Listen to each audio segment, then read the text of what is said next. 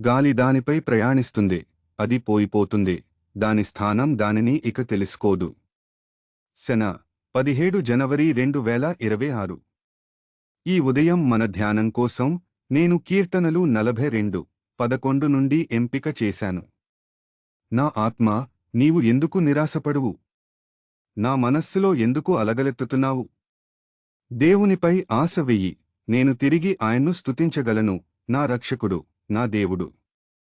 శుభ ప్రభాతం స్నేహితులారా.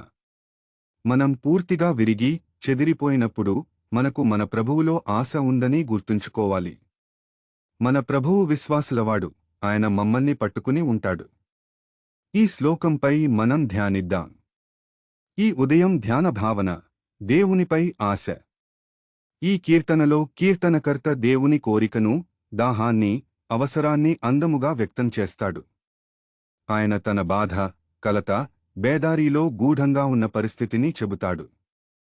కాని ఇవన్నీ మధ్యలో ప్రభువులో ఆశ ఉందని ఆయన నొక్కి చెబుతాడు. ఆయన బాధ మరియు కలతలో పోరాడుతూ ఉన్నాడు. అయితే ప్రభువులో ఆశపై ఆయనకు నిశ్చయం ఉంది.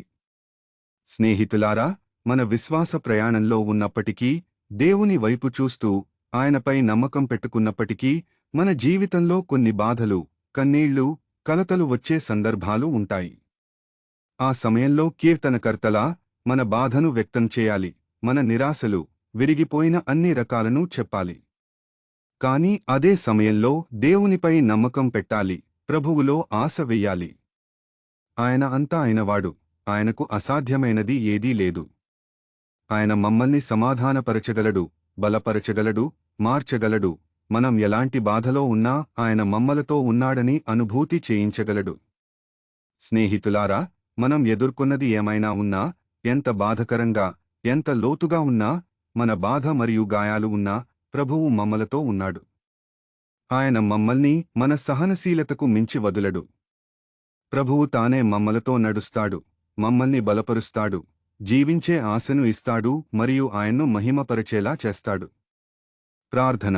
కృపామయుడైన దేవా, మా స్వర్గీయ తండ్రి, మేము నీకు ధన్యవాదాలు అర్పిస్తాము. నిన్ను స్తుతిస్తాము. నీపై మేము ఆశ వెచ్చాము. క్రీస్తు నామంలో మేము ప్రార్థిస్తాము. ఆమెన్.